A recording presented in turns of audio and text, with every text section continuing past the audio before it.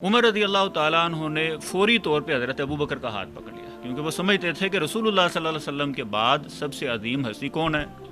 अबू बकर रज़ी अल्लाह ताला। सैयदना साद बिन उबादा ने भी उनकी खिलाफत को तस्लीम नहीं किया था। ये बिल्कुल झूठी बात है, किसी भी सही रिवायत से ये साबित नहीं है। एतराज़ ये भी किया जाता है इंजीनियर मोहम्मद अली मिर्ज़ा की तरफ से, अगर सकीफ़ा वाला मामला पेश ना आता, सकीफ़ा में सहाबाए किराम इकट्ठे होकर उनकी खिलाफत की बैत ना करते, तो आज उम्मत दो धड़ों में तकसीम ना होती। ये मिर्ज़ा जेलमी की अपनी बात नहीं है, बल्कि इसके बड़ों की बात है। तो फिर जो बुखारी में रिवायत आती है कि हज़रत अली ने 6 माह बाद अबू बकर सिद्दीक़ रज़ियल्लाहु अन्हु की बैत की, इसमें तत्वीक इस तरह दी जाएगी कि ये दोबारा जो बैत हुई है ये तजदीद बैत है। हज़रत उमर रज़ियल्लाहु ताला अन्हु का फरमान आता है कि उन्होंने फरमाया था कि अब इस मामले को कोई दलील ना बनाए। तो सैयदना उमर रज़ी अल्लाह ताला अन्हु से कोई एक रिवायत ऐसी दिखा दें सही कि उन्होंने उस मामले के ऊपर अफसोस का इजहार किया। अल्लाह के नबी सल्लल्लाहु अलैहि वसल्लम कई मुकामात पे वादे कर चुके थे कि अबू बकर रज़ी अल्लाह ताला अन्हु मुसल्ला मोहम्मद के वारिस हैं, मेरे बाद। तो सैयदना अली रज़ी अल्लाह ताला अन्हु और हज़रत ज़ुबैर ने आगे से क्या फरमाया? ला तसरीब या खलीफा रसूलुल्लाह, ऐ अल्लाह के रसूल के खलीफा, ऐसी कोई बात नहीं है।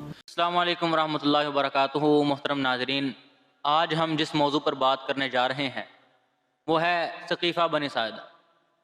तो आज हम इस प्रोग्राम में आपके सामने बताएंगे कि सकीफ़ा बनी साइदा की हकीकत क्या है और इस वाक़ये पर किए जाने वाले तमाम जो एतराज़ात और शुबहात हैं उसका भी जायज़ा लिया जाएगा और इस वाक़ये का बैकग्राउंड भी पेश किया जाएगा कि ऐसी क्या रुदाद पेश आई कि इस मामले को इतना बढ़ा चढ़ा कर और इस पर इतने सारे एतराज़ात करके हमें बताया जाता है। तो इस मौजू पर बात करने के लिए हमारे पास मौजूद हैं हाफिज़ उमर जरार साहब। तो चलिए इनसे बात करते हैं। जैसा कि हाफिज़ साहब आपने सुना कि हमारा आज का मौजू सकीफ़ा बनी साइदा है, तो सबसे पहले तो मैं आपसे ये सवाल करता हूँ कि आप सामीन नाजरीन को बताएं कि सकीफ़ा बनी साइदा की हकीकत क्या है, इसका बैकग्राउंड क्या है। बिस्मिल्लाहिर्रहमानिर्रहीम। देखें, सकीफ़ा बनी साइदा जो है ये एक तारीख़ का ऐसा वाक़या है जिसको कुछ लोग बड़ा ही बढ़ा चढ़ा कर और बहुत सारे इसमें शुबहात पैदा करके जो है लोगों के सामने पेश करते हैं। गोया कि बताया ये जाता है कि सैयदना अली रज़ी अल्लाह ताला अन्हु से जी खिलाफत छीन ली गई। यानी मेन एतराज़ जो है सकीफ़ा बनी साइदा को सामने रख के ये किया जाता है कि कुछ लोगों ने, यानी सहाबाए किराम के मुतल्लिक़ कहते हैं जी सैयदना अली रज़ी अल्लाह ताला अन्हु की खिलाफत छीन ली, हक़ उनका था और इसको जानबूझ के जो है गसब कर लिया गया। ये एक बड़ा एतराज़ किया जाता है जिसकी मज़ीद वज़ाहत जो आगे हम पेश करेंगे। सबसे पहले तो मैं ये बताता हूँ कि सकीफ़ा बनी साइदा है क्या। देखिए, सकीफ़ा बनी साइदा ये वाक़या जो है नबी करीम सल्लल्लाहु अलैहि वसल्लम की वफ़ात के बाद पेश आया। जिस वक़्त नबी करीम सल्लल्लाहु अलैहि वसल्लम की वफ़ात हुई तो सहाबाए किराम मस्जिद नबवी के अंदर मौजूद थे, सैयदना अबू बकर, सैयदना उमर रज़ी अल्लाह ताला अन्हुमा। तो किसी शख्स ने आके सैयदना उमर रज़ी अल्लाह ताला अन्हु के कान में बताया जी फ़लाँ मुकाम पे सकीफ़ा बनी साइदा, यानी ये मस्जिद के साथ कुछ फ़ासले पर ये एक मुकाम था सकीफ़ा बनी साइदा के नाम से जिसको याद किया जाता है। किसी ने आगे बताया जी वहाँ पे जो है हालात बड़े ख़राब हुए, हाँ आप वहाँ पहुँचें। उमर रज़ी अल्लाह ताला अन्हु और सैयदना अबू बकर रज़ी अल्लाह ताला अन्हु और साथ सैयदना उबैदा बिन जर्राह रज़ी अल्लाह ताला अन्हु, ये तीनों शख्सियात जो थीं वहाँ से सकीफ़ा बनी साइदा में पहुँची ताकि हालात का जायज़ा लिया जाए वहाँ पे क्या सूरत हाल है। तो उमर रज़ी अल्लाह ताला अन्हु को पहले से ही ये बता दिया गया था, सैयदना अबू बकर रज़ी अल्लाह ताला अन्हु को भी ये खबर पहुँच चुकी थी कि अंसार वहाँ पे जमा हुए थे और वो सैयदना साद बिन उबादा जो थे उनको अमीर बनाना चाहते थे अंसार की तरफ से। तो सैयदना उमर रज़ी अल्लाह ताला अन्हु फरमाते हैं कि मेरे जहन के अंदर बड़ी लंबी चौड़ी तकरीर थी कि मैंने फ़लाँ फ़लाँ बातें जो है वहाँ जाके कहनी है। लेकिन वो फरमाते हैं कि जब हज़रत उमर रज़ी अल्लाह ताला अन्हु उन्होंने कोशिश करनी चाहिए कि मैं आगे बढ़ के ये बातें करूँ, तकरीर करूँ, तो हज़रत उमर रज़ी अल्लाह ताला हज़रत अबू बकर रज़ी अल्लाह ताला अन्हु ने उनको रोक दिया। तो जितनी बातें हज़रत उमर रज़ी अल्लाह ताला अन्हु कहना चाहते थे बल्कि उससे भी बढ़ के ज़्यादा बलीग अंदाज में सैयदना अबू बकर रज़ी अल्लाह ताला अन्हु ने ख़ुद वहाँ पर कहीं।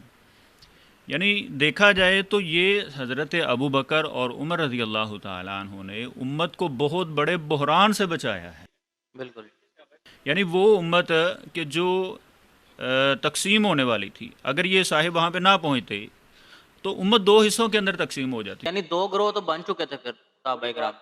वही बात ना कि वहाँ पे उम्मत जो थी दो हिस्सों में तकसीम हो रही थी। अंसार कह रहे थे एक अमीर हमारी तरफ से होगा, एक अमीर आपकी तरफ से होगा, यानी इस तरह के नारे भी लगाए जा रहे थे। تو سیدنا ابو بکر عمر رضی اللہ تعالیٰ عنہما جب وہ وہاں پہ پہنچے تو انہوں نے حالات کا جائزہ لیا، تو امت تو اب جو ہے دو حصوں میں تقسیم ہو جائے گی، تو معاملہ تو مزید خراب ہو جائے گا۔ تو اس وقت انہوں نے سیدنا ابو بکر رضی اللہ تعالیٰ عنہ، انہوں نے نبی کریم صلی اللہ علیہ وسلم کے فرامین ان کو سنائے کہ آپ صلی اللہ علیہ وسلم نے فرمایا تھا کہ خلافت جو ہے، امارت جو ہے وہ قریش کے اندر رہے گی۔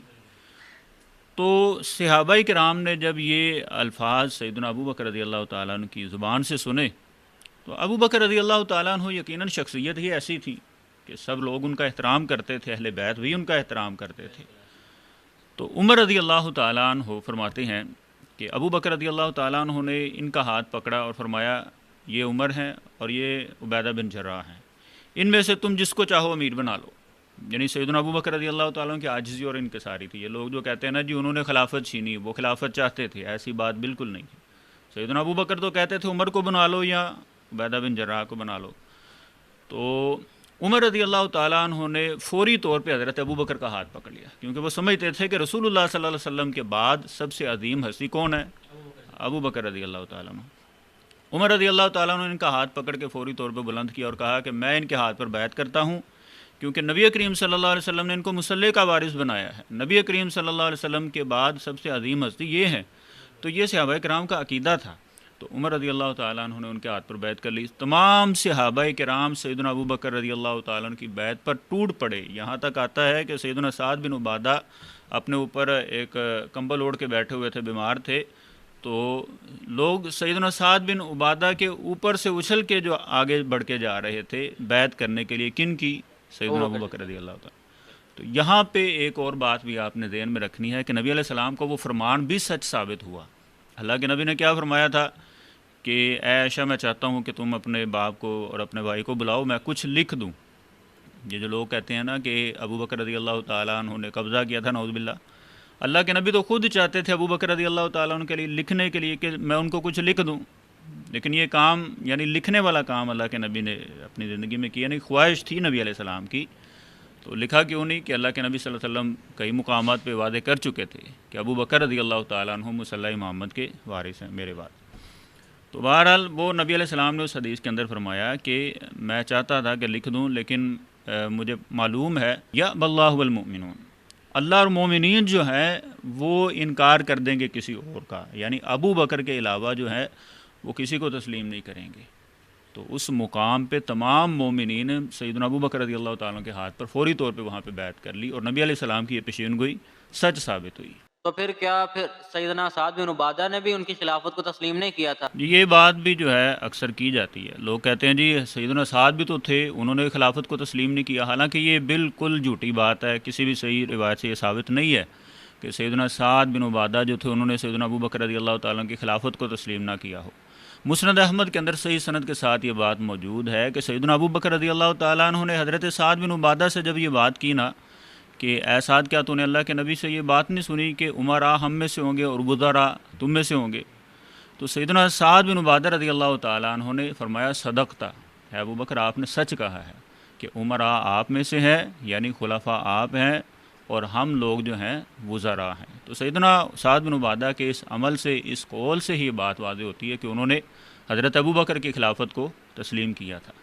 ایک اعتراض یہ بھی کیا جاتا ہے انجینئر محمد علی مرزا کی طرف سے، اگر ثقیفہ والا معاملہ پیش نہ آتا، ثقیفہ میں صحابہ کرام اکٹھے ہو کر ان کی خلافت کی بیعت نہ کرتے، تو آج امت دو دڑوں میں تقسیم نہ ہوتی۔ یہ اصل میں رافضیانہ سوچ ہے، یہ مرزا جیلمی کی اپنی بات نہیں ہے بلکہ اس کے بڑوں کی بات ہے، کیونکہ وہ بھی خلافت صدیق کو تسلیم نہیں کرتے، اور یہ چونکہ اپنا رنگ جو ہے اہل سنہ والا اختیار کر کے، یعنی منافقت اختیار کر کے سامنے آیا ہوا ہے، یعنی واضح طور پہ یہ لوگ اپنا رنگ نہیں دکھاتے۔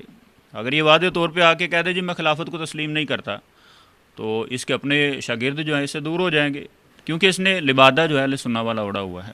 تو اس طرح کے چھپے وار کرتا ہے، کبھی کہتا ہے جی ان کی وجہ سے امت تقسیم ہو چکی ہے، پھر اس کا مطلب یہ ہوا کہ آج جو بھی فتنہ کھڑا ہوتا ہے، کیا کوئی کہہ سکتا ہے کہ یہ سیدنا علی رضی اللہ تعالیٰ عنہ کی وجہ سے آ رہے ہیں؟ کیونکہ سیدنا علی کے دور میں ہی فتنے کھڑے ہوئے ہیں نا، بہت بڑے، صفین ہوئی ہے، جمل ہوئی ہے، پھر اس کے بعد خوارج کا فتنہ کھڑا ہوا ہے۔ تو جس طرح ہم سیدنا علی رضی اللہ تعالیٰ عنہ کے متعلق یہ نہیں کہہ سکتے کہ ان کی وجہ سے فتنے آئے ہیں، تو اسی طرح جو ہے یہ کہنا بھی سراسر گمراہی اور غلط ہے کہ آج اگر ابو بکر رضی اللہ تعالیٰ عنہ امت کو دیکھیں تو خون کے آنسو روئیں کیونکہ ان کی وجہ سے یہ معاملہ ہوا ہے، بلکہ انہوں نے یہ بھی کہا ہوا ہے کہ ثقیفہ بنی ساعدہ والے یہ بہت بڑی غلطی ہوئی ہے، بہت بڑی مسٹیک ہوئی ہے صحابہ کرام سے، اور سراسر یہ رافضیانہ سوچ ہے۔ دیکھیں ایک طرف تو نبی کریم صلی اللہ علیہ وسلم نے جن لوگوں کو مومن قرار دیا ہو، اللہ تعالیٰ نے ان کو مومن قرار دیا ہو، یعنی صحابہ کرام، وہ یہ کام کر رہے ہیں کہ سیدنا ابو بکر رضی اللہ تعالیٰ عنہ کو خلیفہ چن رہے ہیں، ان کے ہاتھ پر بیعت کر رہے ہیں، اور ایک طرف 1400 سال بعد ایک بندہ آ کے کہے کہ ان سے بہت بڑی غلطی ہوئی تھی، تو یہ حقیقت کے اندر اللہ اور اس کے رسول کے فیصلوں کے اوپر حرف اٹھانے والی بات ہے کہ اللہ اور اس کے رسول کے فیصلے کے اوپر، ان کی بات کے اوپر انگلی اٹھائی جا رہی ہے۔ اللہ اور اس کا رسول کہہ رہا ہے کہ وہ مومن ہوں گے، نبی علیہ السلام فرما رہے ہیں کہ اللہ اور مومنین ابو بکر کے علاوہ کسی کو نہیں چنیں گے، یہ کہہ رہا ہے کہ ان سب سے کیا ہوا ہے، مسٹیک ہوئی ہے، غلطی ہوئی ہے۔ پھر وہ جو حضرت عمر رضی اللہ تعالیٰ عنہ کا فرمان آتا ہے کہ انہوں نے فرمایا تھا کہ اب اس معاملے کو کوئی دلیل نہ بنائے، اس کے بعد اس معاملے کو کوئی دلیل نہ بنائے اپنے لیے۔ اس ایک بات کو بنیاد بنا کے یہ بڑا شور مچاتے ہیں، کہتے ہیں جی دیکھیں وہ معاملہ غلط تھا تو اس لیے عمر رضی اللہ تعالیٰ عنہ نے اس سے جو تھا روکا تھا بعد میں آنے والوں کو، حالانکہ ان سے پہلے نمبر پہ تو پوچھا جائے اس معاملے کے اندر پہل کرنے والے کون تھے؟ سیدنا عمر رضی اللہ تعالیٰ عنہ خود تھے، اور ساری عمر سیدنا عمر رضی اللہ تعالیٰ عنہ سے کوئی ایک روایت ایسی دکھا دیں صحیح کہ انہوں نے اس معاملے کے اوپر افسوس کا اظہار کیا ہو، افسوس کا اظہار نہیں کیا۔ اب یہ بات انہوں نے کیوں کی؟ یہ بات سیدنا عمر رضی اللہ تعالیٰ عنہ نے اس بنیاد پر کی تھی کہ اب تمہارے اندر ابو بکر رضی اللہ تعالیٰ عنہ جیسی شخصیت موجود نہیں ہے، یعنی اگر ابو بکر اس وقت تو ابو بکر رضی اللہ تعالیٰ عنہ موجود تھے، اس لیے جو تھا معاملہ خراب ہونے سے بچ گیا، مزید جو تھا امت گمراہی کی طرف نہیں جا سکی۔ تو اب کیا ہے، اب سیدنا ابو بکر رضی اللہ تعالیٰ عنہ جیسی شخصیت تمہارے اندر موجود نہیں ہے، اب اگر تم اس طرح کا معاملہ کرو گے، یعنی اچانک خلافت کو چنو گے، تو تم سے غلطی ہو سکتی ہے۔ اس سے تو پھر بھی سیدنا ابو بکر رضی اللہ تعالیٰ عنہ کی فضیلت جو ہے وہ واضح ہو رہی ہے۔ تو دیکھیں آپ صاحب، کچھ لوگوں کی طرف سے یہ بھی اعتراض آتا ہے کہ پھر تو ثقیفہ میں سیدنا علی المرتضیٰ بھی موجود نہیں تھے، تو پھر انہوں نے بھی ابو بکر صدیق رضی اللہ عنہ کی بیعت نہیں کی تھی۔ دیکھیں اس وقت سیدنا علی رضی اللہ تعالیٰ عنہ واقعتاً ثقیفہ بنی ساعدہ کے اندر موجود نہیں تھے، لیکن یہ کہنا کہ انہوں نے بیعت نہیں کی تھی حضرت ابو بکر رضی اللہ تعالیٰ عنہ کی، یہ سراسر جھوٹ ہے۔ یہ تو شیعہ کی بڑی بڑی کتب کے اندر بھی یہ بات موجود ہے کہ سیدنا علی رضی اللہ تعالیٰ عنہ نے سیدنا ابو بکر رضی اللہ تعالیٰ عنہ کے ہاتھ پر بیعت کر لی تھی۔ اب ثقیفہ کے اندر وہ کیوں نہیں گئے؟ معاملہ یہ تھا، سیدنا علی رضی اللہ تعالیٰ عنہ نبی کریم صلی اللہ علیہ وسلم کے اہل بیت میں سے تھے، آپ کے قریبی رشتہ دار تھے۔ سیدنا علی اور اہل بیت کے بہت سے افراد جو تھے وہ نبی کریم صلی اللہ علیہ وسلم کے کفن میں اور اسی طرح آپ صلی اللہ علیہ وسلم کو غسل دینے میں مصروف تھے گھر کے اندر۔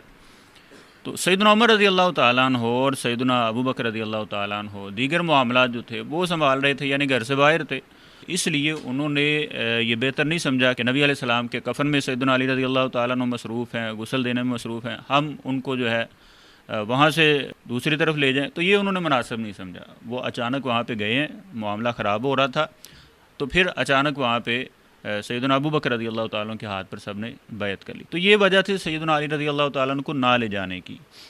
اچھا پھر کیا انہوں نے بیعت نہیں کی؟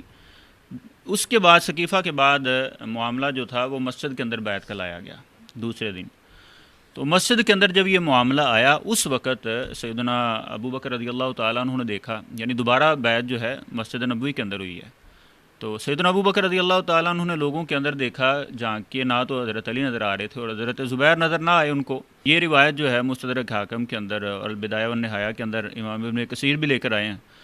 تو انہوں نے پھر بلایا ہے حضرت علی کو اور حضرت زبیر کو، اور ان سے پوچھا کہ کیا آپ امت کا شرادہ بکھیرنا چاہتے ہیں؟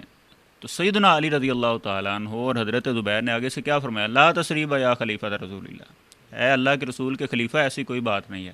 سیدنا علی نے تو یہاں تک کہہ دیا کہ آپ صاحب الغار ہیں، آپ اس کے زیادہ حقدار ہیں۔ لیکن ان کا پھر اعتراض کیا تھا؟ وہ کہنے لگے اخرنا عن المشورہ، کہ ہمیں مشورہ سے دور رکھا گیا ہے، ہمارے ساتھ مشورہ نہیں کیا گیا۔ لیکن وہ کیوں نہیں کیا گیا، وہ ساری رداد آپ کے سامنے بیان کیا کہ اچانک آنن فانن یہ معاملہ ہوا، ان کو فوری وہاں پہ جانا پڑا۔ یعنی آپ یہ کہنا چاہ رہے ہیں کہ ایک دفعہ ثقیفہ میں جو معاملہ ہوا، اس کے بعد وہاں پہ تو جتنے صحابہ کرام نے بیعت کر لی تھی وہ ٹھیک، لیکن اس کے بعد جو آفیشلی بیعت ہوئی ہے وہ مسجد نبوی میں اگلے دن ہوئی ہے، جہاں پہ تمام صحابہ کرام نے جو ثقیفہ میں موجود نہیں بھی تھے انہوں نے آ کر بیعت کی۔ یہ ایسے ہے کیونکہ ثقیفہ کے اندر انہی لوگوں نے بیعت کی جو اس وقت وہاں پر موجود تھے۔ مسجد نبوی کے اندر جب بیعت لانے کا مقصد یہ تھا تاکہ سب موجود ہوں گے، سب بیعت کریں، تو اس وقت سیدنا علی نے بھی کیا ہے، سیدنا زبیر نے بھی کیا اور دیگر صحابہ کرام نے بھی بیعت کی ہے۔ تو پھر جو بخاری میں روایت آتی ہے کہ حضرت علی نے 6 ماہ بعد ابوبکر صدیق رضی اللہ عنہ کی بیعت کی تھی، تو اس کے بارے میں کیا معاملہ ہے پھر؟ اس پہ دو طرح جواب دیا جاتا ہے۔ ایک تو یہ ہے کہ بعض محدثین جو ہیں یہ 6 ماہ بعد والی بیعت کو جو ہے امام زہری کے مدرج الفاظ قرار دیتے ہیں کہ یہ ان کا ادراج ہے، جو کہ آگے تک صحیح سند تک جو ہے امام زہری سے آگے ثابت نہیں ہو رہا۔ اور دوسرا جواب اس کا یہ بھی دیا جاتا ہے کہ دیکھیں یہ تجدید بیعت ہے، سیدنا علی رضی اللہ تعالیٰ عنہ نے اس وقت بیعت نہیں کی، اس کی دلیل کیا ہے؟ جبکہ دلیل کیا مل رہی ہے کہ بیعت انہوں نے کی ہے۔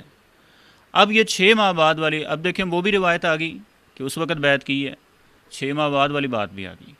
اب اس میں تطبیق اس طرح دی جائے گی کہ یہ دوبارہ جو بیعت ہوئی ہے یہ تجدید بیعت ہے، کیونکہ سیدنا علی رضی اللہ تعالیٰ عنہ کے ذہن میں ایک شکوہ تھا کہ ہمیں مشورے سے دور رکھا گیا، تو ان سارے معاملات میں کچھ رنجش تھی کہ جس کی بنیاد پر سیدنا علی رضی اللہ تعالیٰ نے 6 ماہ بعد سیدہ فاطمہ کی وفات کے بعد سیدنا ابوبکر کو بلایا اور دوبارہ ان کے ہاتھ پر بیعت کی، اور یہ بھی کہا کہ اب میں سب لوگوں کے سامنے جا کے بیعت کروں گا، تاکہ کسی کے ذہن میں یہ بات ہو کہ حضرت علی رضی اللہ تعالیٰ عنہ جو ہیں حضرت ابوبکر سے ناراض ہیں یا کسی قسم کی رنجش رکھتے ہیں، یا کسی کے ذہن میں یہ بات بھی نہ ہو کہ حضرت علی نے بیعت نہیں کی۔ تو ان سارے معاملات کو ختم کرنے کے لیے یہ تجدید بیعت کی، اور یہ بھی ساتھ فرمایا کہ اب میں سب کے سامنے جا کے بیعت کروں گا، تو یہ تجدید بیعت تھی سیدنا علی۔ آپ نے کہا کہ اس روایت میں زہری کا ادراج ہے، یعنی مدرج الفاظ وہ بیان کرتے ہیں، تو سامعین کو یہ بھی بتا دیجئے کہ مدرج الفاظ کیا ہوتے ہیں، حدیث میں ادراج کا کیا مطلب ہے، تاکہ سمجھنے میں آسانی ہو سکے۔ دیکھیں مدرج الفاظ جو ہے نا، محدثین بعض یہ کام کرتے ہیں کہ وہ حدیث کا معنی اور مفہوم بیان کرنے کے لیے، لوگوں کو سمجھانے کے لیے حدیث کے اندر ہی وہ کچھ الفاظ ایسے ایڈ کر دیتے ہیں جس سے مزید مفہوم جو ہے اور واضح ہو جائے۔ تو امام زہری رحمہ اللہ تو اس حوالے سے معروف تھے کہ وہ حدیث کے اندر الفاظ ایڈ کر دیا کرتے تھے، اور اس کا مطلب یہ نہیں ہے کہ وہ اپنی طرف سے ایڈ کر دیا کرتے تھے، وہ کچھ روایات کو اپنے سامنے رکھ کے اس طرح کیا کرتے تھے۔ تو امام زہری رحمہ اللہ کے سامنے بھی کچھ اس طرح کی روایات آئیں کہ 6 ماہ بعد بیعت کی، تو اس اعتبار سے انہوں نے بھی یہ بات کر دی کہ یہ 6 ماہ بعد جو ہے حضرت علی رضی اللہ تعالیٰ عنہ نے بیعت کی، لیکن جیسا کہ میں نے بتایا کہ بعض محدثین کہتے ہیں کہ یہ بات صحیح سند سے ثابت نہیں ہے۔ بہت شکریہ حافظ صاحب، آپ نے اپنا قیمتی وقت ہمیں دیا، اور سامعین کے سامنے بہت ہی اچھے انداز میں آپ نے شبہات کا ایک جائزہ بھی پیش کیا۔ تو اللہ تعالیٰ آپ کے علم و عمل میں برکت عطا فرمائے۔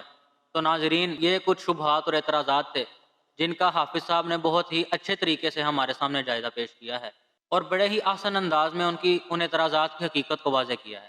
ہم اللہ تعالیٰ سے دعا کرتے ہیں کہ اللہ تعالیٰ حافظ صاحب کے علم و عمل میں برکت عطا فرمائے، اور ہمارے ساتھ رہیے گا۔ السلام علیکم۔